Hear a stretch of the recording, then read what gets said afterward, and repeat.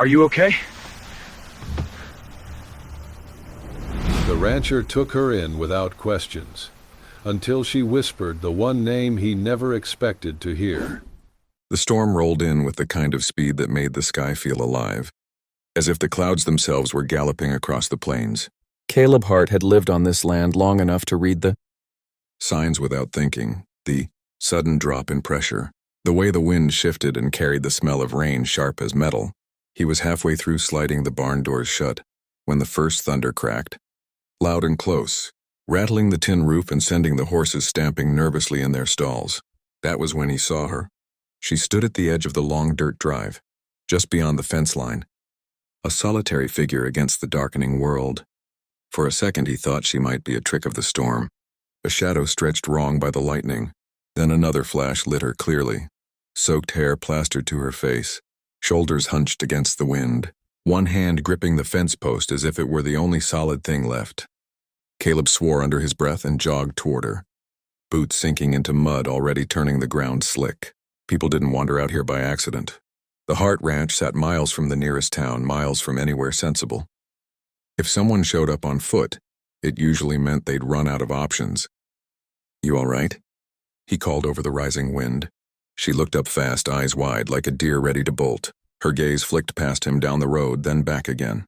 Rain streamed down her face, and he couldn't tell what was water and what might have been tears. Her voice faltered, swallowed by the thunder. She tried again. "I just need a place until the storm passes." That was enough for him. Caleb had learned a long time ago that desperation didn't always come with neat explanations. He shrugged out of his jacket and draped it over her shoulders before she could protest.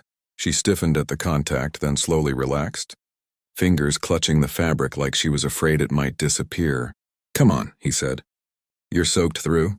He didn't ask her name, didn't ask where she was from or why she'd ended up here with nothing but the clothes on her back. Those questions could wait, if they needed answering at all. The ranch had seen drifters, runaways, men escaping debts, women escaping worse. Caleb believed in a simple rule: offer shelter first, judgment later, if ever. The house was warm, the kind of deep, steady warmth that came from thick walls and a life built to withstand harsh winters. He pointed her toward the bathroom, left a stack of clean towels on the counter, and set a kettle on the stove. When she emerged, hair wrapped in one towel and shoulders swallowed by one of his old flannel shirts, she looked younger than he'd first thought. Still worn, still tired, but no longer carved out of pure survival. He poured coffee into a chipped mug and slid it across the table. Her hands trembled as she wrapped them around it, breath shuddering when the heat touched her skin. "Thank you," she said softly, eyes fixed on the dark liquid. Caleb nodded and took the chair across from her, stretching his long legs out, pretending to read the newspaper he'd already memorized days ago. The rain hammered the windows, relentless and loud. But inside the kitchen there was a pocket of calm. He could feel her presence like a weight in the room. Not heavy exactly, more like something unfinished. She drank slowly, as if savoring every swallow. When she finally looked up, her gaze lingered on the photographs lining the wall. Cattle drives from decades past. His parents standing proud and sunburned. Two boys side by side with identical crooked grins frozen in time. Her eyes caught on that one longer than the others. "You live here alone?" she asked. "Mostly," Caleb replied. "Ranch hands come and go." She nodded, absorbing that, then fell quiet again. Silence stretched, comfortable but charged. Outside, lightning split the sky, briefly turning the room white. In that instant, Caleb saw something in her expression, recognition maybe, or longing, that unsettled him more than he liked to admit. Night came early under the storm clouds. He showed her the spare room, plain and clean, the kind of room meant for rest, not questions. When he handed her a blanket, their fingers brushed, and she flinched as though startled by her own reaction. "You're safe here," he said, not knowing why the words felt important. "I know," she replied, and for the first time since he'd found her, her voice steadied. Later, as thunder rolled endlessly and rain drummed against the roof, Caleb sat alone at the kitchen table. The lamp cast a soft yellow circle, leaving the corners of the room in shadow. He listened to the old house breathe and wondered, not for the first time, how many stories its walls had held without speaking. From down the hall came the faint sound of movement, then quiet again. He imagined her lying awake, staring at an unfamiliar ceiling, weighing truth she wasn't ready to share. He understood that feeling too well. The ranch had been his refuge from a past he preferred untouched, a place where the land demanded attention and left little room for ghosts. Outside the storm raged on, but inside something had shifted. Caleb felt it in his bones, the way he did before a hard winter or a long drought. Taking her in had been instinct, as natural as closing the barn doors before the rain. What he didn't know, what he couldn't yet imagine, was that this storm had brought more than just a stranger seeking shelter. It had carried the first whisper of a past he thought was buried, and it was settling into the quiet spaces of his home, waiting for morning. Morning arrived quietly, almost apologetically, as if the storm had exhausted itself in the night and left behind only damp earth and a pale, washed-out sky. Caleb woke before dawn out of habit, the years of ranch life stitched into his bones. For a moment, as he lay staring at the ceiling, he forgot she was there. Then he heard soft footsteps down the hall and remembered, a faint tension settling in his chest. He dressed quickly and stepped outside. The air smelled clean and raw, rain still clinging to the grass and fence posts. Mist hovered low over the fields, and the cattle stood scattered and calm, steam rising from their backs. It was one of those mornings that made the land feel newly born, like everything had been given a second chance.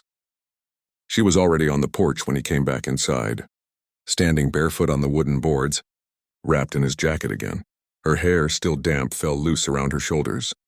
She faced the open land, eyes tracing the familiar lines of hills and pastures with an intensity that made Caleb slow his steps. Most people who stayed the night avoided looking too closely in the morning. They gathered their things, grateful but eager to move on, as if staying too long might require explanations. She didn't move at all, didn't even seem to notice him at first. It was the look of someone confronting a memory rather than a place. "Coffee's on," he said. She turned, startled, then smiled faintly. "Smells like it." They stood side by side for a moment, the quiet stretching between them, heavy but not uncomfortable. He handed her a mug, and she wrapped her hands around it the way she had the night before, drawing warmth inward. "You heading somewhere today?" Caleb asked, keeping his tone casual. She hesitated. The pause was small, but it carried weight. "I was," she said, "before the storm." He waited, eyes on the fields instead of her face, giving her space to decide how much to say. He'd learned that people opened up easier when they didn't feel watched. Her voice came softer, almost lost in the morning air. "I'm looking for someone." Caleb nodded once. Ranch sees a lot of folks pass through looking for someone. She let out a breath that sounded like a laugh but wasn't. "I don't think this is the kind of search that ends quickly." Something in her tone tightened his chest. He turned then, really looked at her. The resemblance he'd brushed aside the night before surfaced again, sharper in daylight. The shape of her eyes, the stubborn set of her jaw, things he'd sworn he was imagining. "Who you looking for?" he asked. She swallowed, gaze dropping to the steam curling up from her mug. Her fingers tightened around it. When she spoke again, her voice was barely more than a whisper, but the name landed with the force of a gunshot.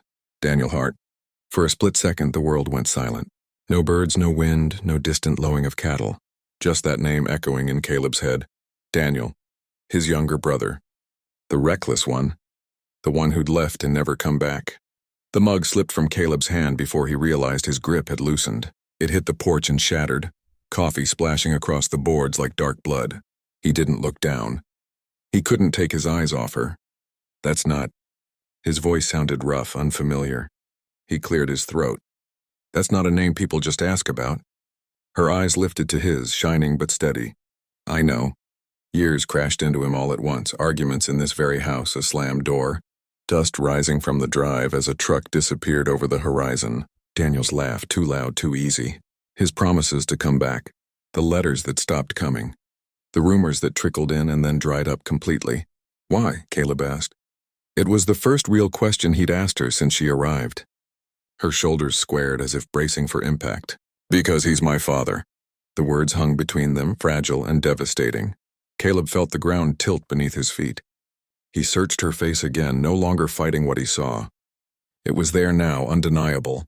The same curve of cheekbone, the same storm-dark eyes that had stared back at him from mirrors for half his life. Daniel had never mentioned a child. But then Daniel had always been good at leaving things unsaid. "You're sure?" Caleb said, not accusing, not doubting, just trying to breathe. She nodded. "My mother told me before she died. She gave me his name. Nothing else. Just that he came from a ranch like this, that the land mattered to him." Caleb turned away, gripping the porch railing until the wood bit into his palms. He stared out at the fields, the same ones he'd worked since he was a boy, the same ones Daniel had sworn he'd never be tied to. All these years, Caleb had believed his brother was a closed chapter, a wound long scarred over. Now it felt freshly torn. "He hasn't been here in 15 years, Caleb said quietly. "Most folks think he's dead." She stepped closer. "I don't know if he is or not. I just know I had to come. I had to see where he came from." Caleb exhaled slowly. The ranch suddenly felt smaller, crowded with ghosts. He turned back to her, really seeing her now, not as a stranger, not as a burden the storm had delivered, but as blood, as consequence, as something the past had finally returned to him. "What's your name?" he asked. "Emma," she said. He nodded, tasting the name. "I'm Caleb, Daniel's brother." Her breath caught, and for a moment the strength she'd held onto wavered. "So I found him." "In a way." Caleb gave a short, humorless smile. "Yeah, in a way." They stood there in the morning light, the broken mug forgotten at their feet. The storm had passed, but its work wasn't done. The ranch had taken her in without questions, the way it always did. Now the questions had arrived, and neither of them could walk away from the answers waiting to be uncovered.